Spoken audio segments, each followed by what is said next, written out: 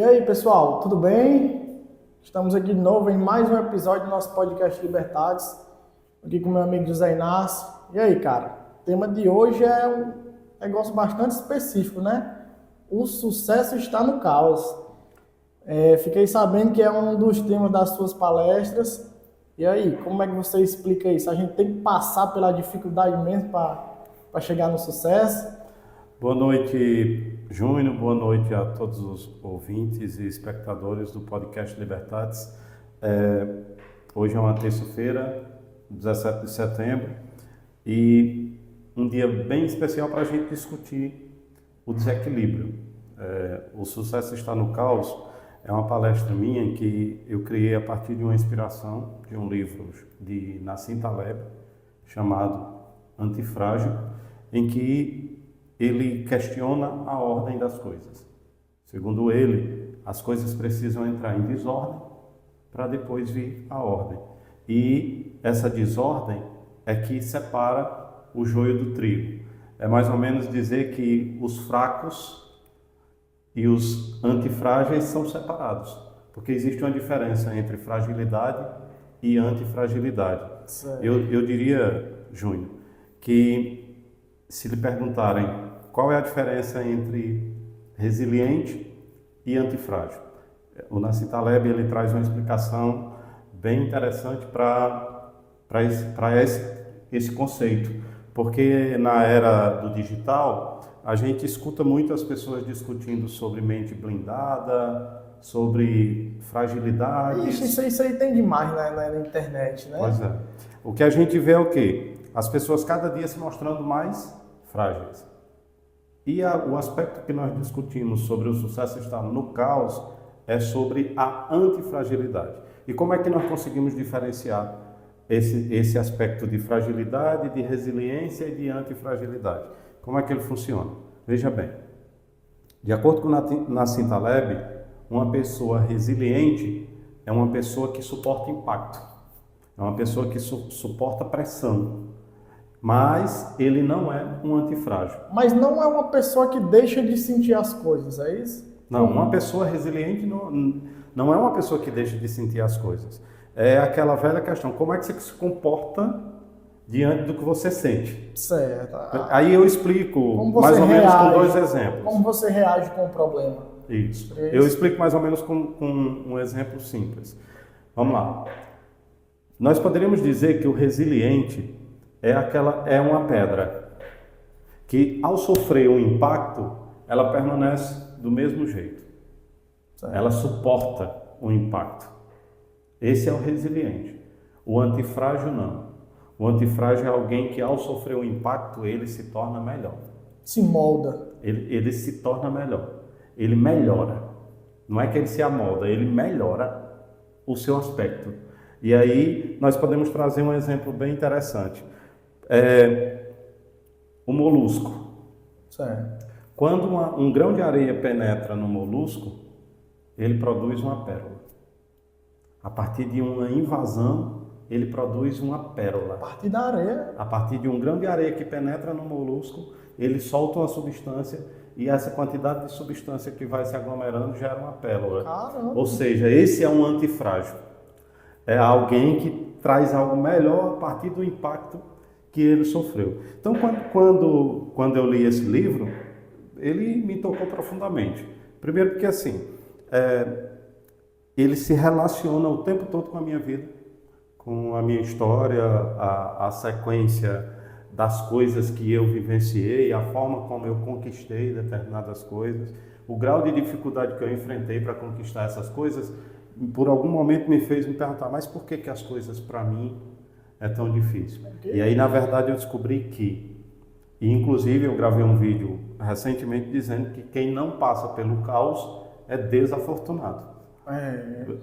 Então você poderia dizer, é meio louco, mas a pessoa tem que querer sofrer, é mais ou menos complicado. É mais ou menos assim. É como se você dissesse que você não tem sorte se você não passar por tribulações.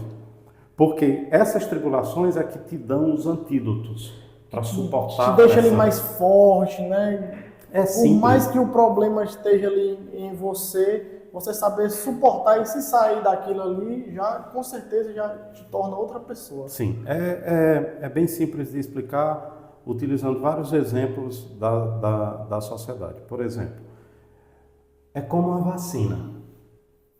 Você toma uma pequena dose do vírus para poder evitar que o vírus lhe ataque com maior impacto. O teu corpo se prepara. A antifragilidade é mais ou menos isso. As pressões que você suporta, se você desenvolver uma mente antifrágil, faz com que você se torne mais forte. Isso se você desenvolver a antifragilidade. Ah, mas eu sou resiliente, eu suporto os impactos, eu nunca desisto. Às vezes você tem que ter cuidado, porque o que para você parece resiliência é teimosia. E aí você não pode confundir resiliência com teimosia. Sabe aquela história de você já fez todos os cálculos matemáticos possíveis, vê que o negócio não dá certo, mas você continua insistindo porque você é resiliente? Aí você está saindo da perspectiva da resiliência para a teimosia. E aí minha mãe, na humilde sabedoria dela, ela dizia, entre duas pedras só coco. Então é como se, por exemplo, o impacto entre duas pedras não causa nenhum efeito entre um e outro. Isso é ser resiliente. Já ser antifrágil é suportar a pressão do ambiente e se tornar melhor com isso. E aí eu digo que a minha experiência de vida fez isso comigo. Na verdade, na minha palestra eu falo sobre o aspecto da antifragilidade já no início de tudo. Porque minha mãe engravidou aos 47 anos de idade, em gravidez de risco. De risco, né? E o médico recomendou que ela fizesse o aborto constitucional. Caramba! E aí a minha mãe, no auge da sabedoria dela, disse que não faria, porque tendo ela já tido 16 filhos, ela teria experiência suficiente para saber que jamais poderia fazer um aborto de gêmeos. Na época... Além de risco, era gêmeos. Na época, ela dizia que era, né? Porque naquele momento ninguém sabia. Não existia ultrassonografia, não existia... Era a experiência de vida dela que dizia isso. A medicina não era tão... Não era... Poderia até que tivesse, mas não tinha aqui para o nosso interior, né? Só para você ter uma ideia, era uma questão tão engessada que... Para poder ela fazer uma cesariana, a esposa precisava da autorização do marido, mesmo que fosse uma gravidez de risco. E aí meu pai teve que casar no civil com ela para poder autorizar essa cesariana. Quando ela chegou em Fortaleza, quando nós chegamos em Fortaleza, o médico disse, olha, a sua gravidez é de risco, eu vou tentar salvar a senhora e a criança pode morrer. Ela disse, não aceito, não assinou, não permitiu que o meu pai... Bateu o pé ali. Não permitiu que o meu pai assinasse e... a gente voltou para o ICO. E aí no ICO, o médico Dr. Quilom Peixoto, todo mundo conhece, daqui da região conhece, ele fez o perfil, ele tomou a postura do antifrágil. Ele apostou na probabilidade, porque a antifragilidade é justamente isso, é você não ter consciência total do risco. Você sabe que tem um risco, mas você sabe também que você não pode calcular o nível desse risco. Ele não é mais ou menos mensurável. E aí ele apostou na possibilidade... É como se fosse 50-50, né? Tanto pode dar certo, como pode dar errado. Na verdade, você tem uma probabilidade de que dê certo, mas algum fator no meio do caminho pode acontecer. Toda cirurgia ela é de risco, né? Isso. Então os médicos trabalham muito com a antifragilidade. E aí ele apostou na ideia e quando fez a cesariana, lá tinha dois meninos e minha mãe acertou, realmente estava grávida de gêmeos. Então, graças a esse comportamento antifragilizado dela, ela foi capaz de garantir que nós estivéssemos aqui até hoje conversando. Então, assim, quando a minha mãe... tratou dessa questão para mim, aí eu pensei, nossa, aquela história de não sei quantos bilhões de espermatozoides, para nós não funciona. Porque para a gente já começou difícil desde tudo. Do começo mesmo. Desde tudo. Mas isso foi importante, esse entendimento meu foi importante para que eu tomasse consciência de que na verdade, as dificuldades que me colocaram nesse mundo estavam dando espaço para que eu pudesse ser uma pessoa resiliente e chegasse a ser antifrágil. Que eu suportasse, fosse capaz de suportar a pressão do ambiente e me tornar uma pessoa antifrágil. A gente viu que desde o início aí você teve sempre uma grande dificuldade na vida, como você acabou de nos passar aí, desde a barriga da sua mãe, você vem lutando aí. Mas, como é que eu posso te falar? Você, né? Se considera uma pessoa antifrágil? Eu diria, Júnior, que eu estou num processo constante de construção dessa personalidade antifrágil. É uma coisa contínua, né? E assim, não é tão fácil eu dizer para você que eu já sou antifrágil, porque no ambiente geral que eu convivo, que a gente convive mais são com pessoas o quê? Frágeis. Então você não tem nem como medir o seu nível de antifragilidade. Eu geralmente costumo dizer que a minha escadinha de antifragilidade, ela está sendo bem construída quando eu vejo as pessoas dizendo, alguém se aproxima de mim e diz que eu sou frio. Porque sendo julgado é uma pessoa sem emoção. As pessoas confundem uma pessoa que tem um maior controle emocional, que tem um maior comportamento de inteligência emocional como fria. E não é frieza. Eu tenho sentimentos, eu sofro como qualquer outra pessoa sofre. Na verdade, às vezes eu chego a sofrer mais. Eu sou muito introspectivo. E o meu sofrimento, quando eu passo por uma situação de sofrimento, isso é visível, porque eu fico fechado, em silêncio, e é isso que desenvolve, e é isso que me ajuda a desenvolver um comportamento de maior resiliência e antifragilidade. Por quê? Porque eu não fico esbravejando, eu não fico falando para os quatro ventos sobre a dor que eu estou sentindo. Eu fico refletindo sobre ela, para poder tomar decisões que venham a me desconectar dessa dor ou simplesmente entender que aquilo não seria evitável. Uma questão importante é aprender a conviver com o presente e entender que você não consegue modificar nada. Pensar no agora mais, né? Você não consegue modificar nada do passado, é aqui e agora. Para desenvolver esse aspecto de antifragilidade, uma das coisas que tem mais me desafiado é a autorresponsabilidade. É assumir que tudo que acontece na minha vida é culpa minha. Isso ajuda a desenvolver... isso. Porque existem pessoas que ficam ali colocando culpa numa coisa, noutra coisa, noutra pessoa, mas nunca para dizer assim, não, realmente, aqui o erro foi meu. E é muito difícil achar esse tipo de pessoa que assuma o erro, né? Sim. Na sequência significativa de você perceber como assim o sucesso está no caos. Caos aqui a gente entende o quê? Como bagunça, como desordem, né? Por que o sucesso está no caos? A gente precisa entender que o sucesso está no caos, não diz respeito, esse ambiente desordenado não pode ser nunca, preste atenção, não pode ser nunca um aspecto de desordem pessoal sua.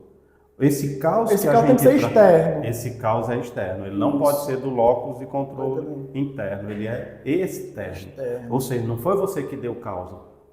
É como, por exemplo, eu vou trazer um exemplo bem prático e bem recente. Causa e reação. Tipo isso. Não, efeito e causa não. Não é causa, é assim, por exemplo, ninguém pediu a pandemia. Ela veio. Esse é o caos. A pandemia nós podemos considerar como um exemplo de caos. É algo que não estava previsto. Não era possível ser calculado. A pandemia é um exemplo, um fenômeno da natureza é um exemplo. Agora, o antifrágil é alguém que... Pronto, calma aí. Eu não estava preparado para a pandemia, mas ela veio. Aconteceu. E agora? O que eu faço com o que aconteceu comigo? E é aí onde você desenvolve um aspecto de antifragilidade, que foi exatamente o que aconteceu comigo. Aí a forma que você reagiu... Foi exatamente o que aconteceu comigo em todos os aspectos da minha vida. Enquanto uns choram, enquanto uns choram, outros vendem lenço. Exatamente. Né? É a forma como você se comporta diante desse aspecto que vai dizer. Porque uma coisa é interessante, preste bem atenção nisso aqui. As pessoas toda hora estão julgando. Nós somos especialistas em julgar. Embora quem acredita em Jesus Cristo saiba que ele disse que nós não deveríamos julgar. mas a gente tem uma habilidade enorme de fazer isso, de julgar. O tempo todo a gente está sendo visto pelas coisas que faz. Sabe aquelas pessoas assim que você sempre acerta, mas quando você erra, ela só observa o erro? Aí quando é que você desenvolve uma mente antifrágil? É quando você entende que errando ou acertando, você está fazendo. E o sucesso nem sempre é você acertar todas. O sucesso está em fazer. Ele é um processo, porque o que lhe acompanha são os resultados. É como o que faz com que você... Sempre só cortando, para não esquecer aqui. É como eu sempre digo, é a pessoa ali não achar ruim uma crítica, usar como construtiva, mas também no elogio não se perder no processo, tá entendendo? Porque às vezes tem gente que se perde quando começa a ser elogiado e tal, e se acomoda, esquece de estar nessa, porque ele não tem consciência, construção. Ele não tem basicamente uma consciência do seu eu, ele é carente, porque quem se impressiona com elogios é carente. O elogio é um inimigo terrível do seu sucesso. Porque o elogio ele faz com que eleve o seu pior inimigo pessoal, que é o seu eu próprio, o ego. O ego.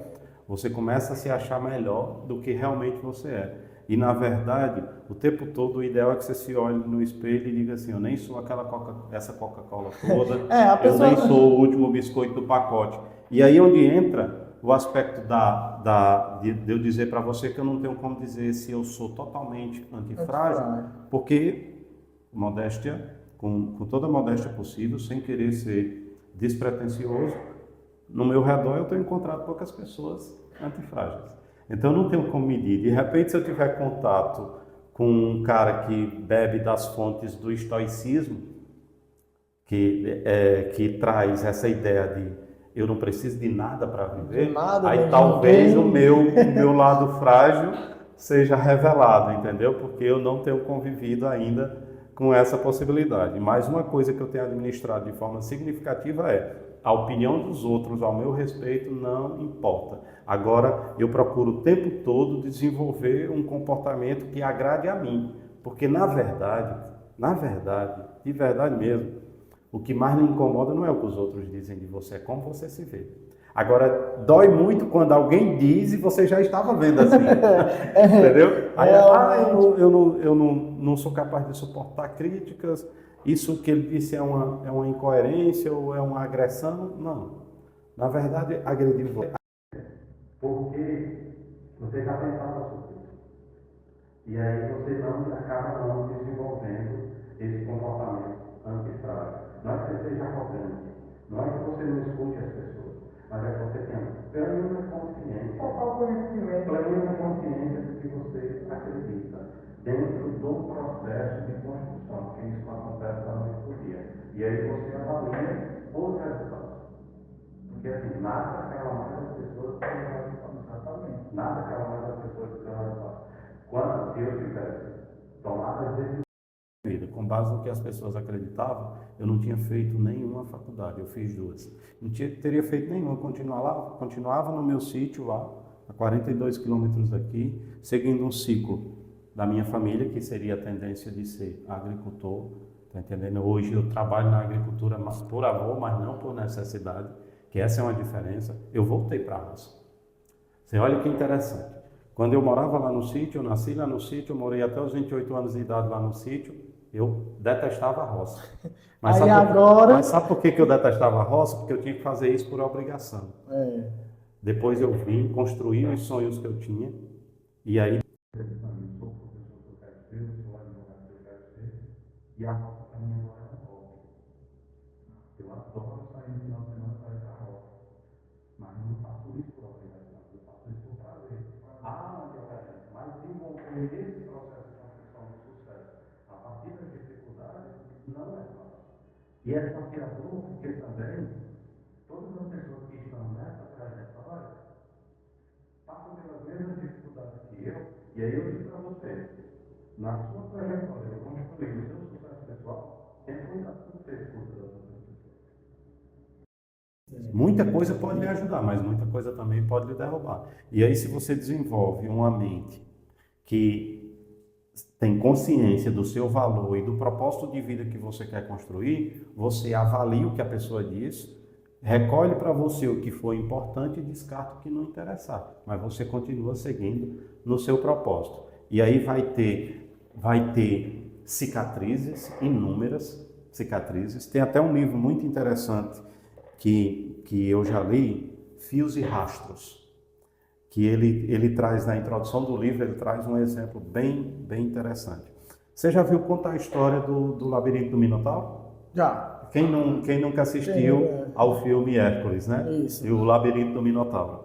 Você sabe por que que o monstro, ele estava lá dentro do labirinto e por que que o personagem da história precisava adentrar o labirinto para vencer o monstro? É porque ele foi prometido para a filha do rei, ele foi prometido para a filha do rei, para se casar com ela. O monstro foi prometido para a filha do a filha do rei foi prometida para o monstro. Só que ela, no meio dessa trajetória, ela se apaixonou por vamos dizer, um Zé Ninguém que tinha lá fora, circulando. E aí o rei tentou convencê-la de que ele tinha uma promessa com o Minotauro. E ela não aceitou. E aí o que foi que ele fez? Como ele não tinha como impedir a tomada de decisão da vida dele, ele lançou um desafio para o rapaz que queria casar com ela. E aí, qual foi o desafio? E ele adentrasse o labirinto e vencesse o Minotauro. Se ele não vencesse o Minotauro, casaria com a filha dele. Praticamente uma coisa quase impossível, né? O que aconteceu? A filha dele pegou um novelo de lã e entregou para o amor da vida dela e disse: vai adentrando o labirinto e espalhando o fio de lã. Se você vencer o Minotauro, você segue o fio de lã e volta. O pai dela não contava com isso, porque um labirinto, naturalmente, você se perde. Ou ele venceria, ou ele perderia para o Minotauro, ou ele perderia para o próprio labirinto. Só que ele saiu arrastando o fio de lã. Chegou lá, venceu. A mitologia diz que ele venceu o Minotauro e voltou seguindo o fio de lã e se casou com a filha do rei. O que a história não conta? Todo o percurso. Todo o percurso. O processo da história não conta. Então, imagine um labirinto fechado, escuro, com ratos, baratas, aranhas e tudo que esse cara enfrentou até chegar ao monstro e até voltar. A história não conta isso. Essa é a prova de quê? De que o sucesso você demonstra pelos resultados que você tem. Então não é ninguém que diz que você foi derrotado ou não foi derrotado. Ninguém diz isso para você. Você que acredita nessa bobagem. O que você tem que fazer? Você tem que olhar os seus resultados e comparar com os resultados do passado. O passado serve para isso. Para você comparar. Cara, fala aí. Eu quase nem nasci. Deu certo? Deu certo. Aí eu fiquei no interior do mundo. Tinha que estudar, meus pais analfabetos, pretos, eu consegui fazer 2 faculdades. Então tem resultados. Ah, aqui está difícil? Tá. Mas do mesmo jeito, no mesmo grau de dificuldade que existiu aqui, eu vou superar. Eu vou superar porque eu tenho resultados para mim. Meus resultados não interessam para mostrar para os outros. Se alguém quiser conhecer os meus resultados, porque é uma outra questão, você só deve falar sobre os resultados e para inspirar os outros. Para ser feliz não vai. São só seus e tem gente com resultados muito melhores do que eu. Tem gente com histórias muito mais bonitas do que a minha. Agora, se alguém que me escuta e olha para a minha história e toma ela como inspiração, ela vai funcionar. Esse é o ponto. Cara, e no meio de tudo isso, você aí inventou de ser empreendedor. Está aí participando de outras áreas, como é essa questão aí? Toda a dificuldade para estudar, para gerir essa empresa aqui, ainda tem outros comércios aí na região. É assim, na verdade, você deve desenvolver uma atitude empreendedora em qualquer atividade que você exerça. Acho que desde sempre eu tive esse comportamento empreendedor. Porque quando eu fui fazer meu primeiro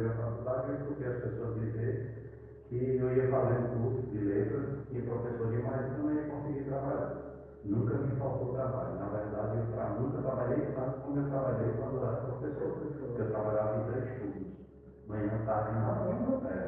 Então, eu empreendi como professor. Depois, quando eu fui para a advocacia, a mesma coisa. Tem muitos advogados no mercado.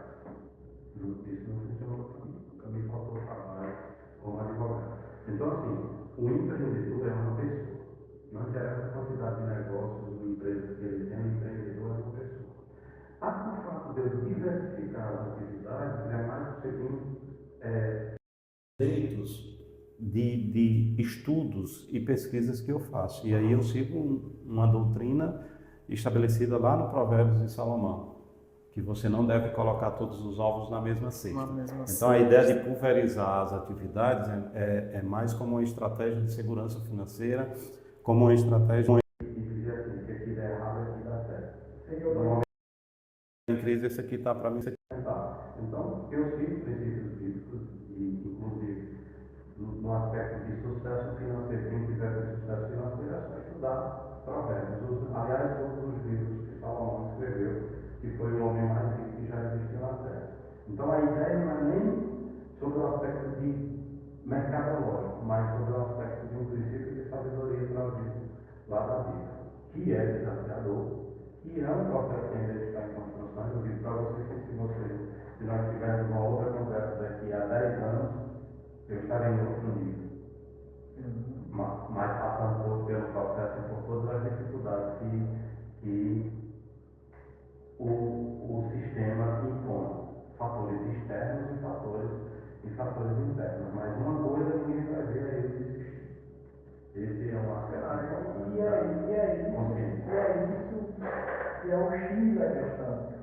É tu, além de suportar o processo e não desistir, ter a visão de onde você quer chegar. É isso que às vezes a pessoa está ali, tenta uma coisa, não dá certo, tenta outra coisa, não dá certo. Cara, se move, vê o que está acontecendo, né? Pesquisa, estuda. Nessa questão do empreendedorismo, você é um cara bastante empreendedor, como é que é? É um planejamento, é criar uma rotina para conseguir dar de conta de tudo isso. Essa questão de procrastinação, como é? Às vezes tem dia que o cara não está bem. Como é que você lida com isso? Na verdade, mentiroso é quem pega a porta todo dia no final. É uma mentira sem precedentes. Tem vários. Eu, por exemplo, sou um adepto dos que não gostam muito de segunda-feira. Então, o que eu faço? Eu procurei desenvolver uma personalidade em que eu procuro fazer o mais fácil. E uma mente inteligente não é uma mente que procura fazer o mais difícil, é uma mente que procura fazer o mais fácil. Inclusive, o Gates diz que gosta de contratar colaboradores preguiçosos porque eles não fazer mais rápido, não são inteligentes de fazer as coisas. Então, assim, rotina, ela é essencial para quem tem várias atividades. Desenvolver ser disciplinado. E ser disciplinado é um desafio para o aspecto do caos e da antifragilidade, porque ser disciplinado, meu amigo, é você fazer mesmo quando você está doente, é você fazer mesmo quando você está triste, é você fazer mesmo quando os resultados não são os que você esperava. Isso. E as pessoas ficam fantasiando com resultados. E a grande fantasia humana é achar que os resultados refletem o processo. Não, o processo é muito mais doloroso. O resultado é só para acompanhar. E aí você desenvolver, esse é o técnico, e ter a personalidade forte o suficiente para fazer quando você não tem disposição para fazer. Você não tem, aliás, você tem disposição, você não tem energia. Porque existe uma diferença entre disposição e energia. Disposição é a decisão que você toma de fazer. Energia, às vezes você não está com a vibe. Disposição é mais momentânea. Não. A disposição ela tem que ser permanente. A motivação é que é momentânea. Não é toda hora que você está motivado. Mas se você tiver disposição, você vai lá. Disciplinado ali, você vai lá lá. e faz. Então é isso, é você desenvolver essa habilidade de estar disponível, né? De aproveitar bem as oportunidades, de ter uma rotina bem definida e principalmente de buscar as informações que você precisa para atingir o resultado que você quer. Então, Inácio, essa frase é bastante impactante. O sucesso está no caos. Dá para tu fazer um resumo assim para o pessoal que está em casa nos assistindo, conseguir compreender como é isso? Quando eu morava no sítio, há 15 anos atrás, a gente assistia o Domingo Legal. Um programa de TV que não tinha Netflix na época e ter TV em 1994 era um luxo. Então você sempre tinha um quadro lá no programa que trazia uma história bem triste de alguém que estava fazendo sucesso. E aí isso virava um clichê tão grande de todo domingo ter alguém contando uma história que eu chegava a imaginar, isso é mentira, isso foi montado para um quadro na TV para poder convencer você, mas não, as histórias elas se conectam. Em resumo, o caos existe na vida de todas as pessoas. Quem não tem problemas na vida? Quem não tem problema com o familiar, quem não tem problema com o vizinho, quem não tem problema no ambiente de trabalho? Esse é o nosso caos. As proporções, cara, ela é definida para cada pessoa. Por exemplo, às vezes você vê uma pessoa assim, sofrendo com a dor de dente e você avalia a dor dela. É impossível você avaliar. A intensidade da dor para cada pessoa é diferente. Então, no que diz respeito ao processo de construção da nossa vida, o sucesso ele sempre está no entorno do caos, das dificuldades, das barreiras, dos problemas que nós vamos enfrentar.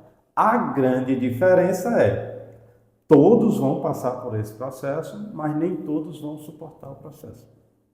Aí quem vai fazer sucesso? Quem suportar o processo. E aí, cara, as pessoas costumam supervalorizar o termo sucesso. Rapaz, sucesso não se mede por dinheiro. Sucesso não se mede por fama. Sucesso se mede por realização. E às vezes, se realizar como pessoa é algo bem simples para mim. Às vezes eu dizer, eu tenho minha esposa, meus filhos, meus pais, meus irmãos, minha casinha para morar e está tudo perfeito. Eu sou um homem de sucesso. Já aí você, Júnior, diz, não, eu não me conformo só com uma casinha, eu quero ter uma casa aqui e outra na praia. É o seu jeito de ver o sucesso. Cada um tem sua Chegar perspectiva. a essa meta é o seu sucesso. Então, é muito importante, Júnior, trazer que, quando nós estamos falando aqui de sucesso, nós não estamos medindo isso como se mede numa régua. Quem tem sucesso e quem não tem sucesso. O sucesso é algo muito individual, é algo muito pessoal. Agora, é um processo que precisa ser enfrentado. Você pode ter sucesso no seu casamento e não ter sucesso na vida financeira. Você pode ter sucesso na vida financeira e não ter sucesso no casamento. O que é que eu busco? O ponto de equilíbrio. O ponto de equilíbrio. Eu prefiro ser nota 5 nas 5 principais áreas da minha vida do que ser 10 numa e 0 na outra.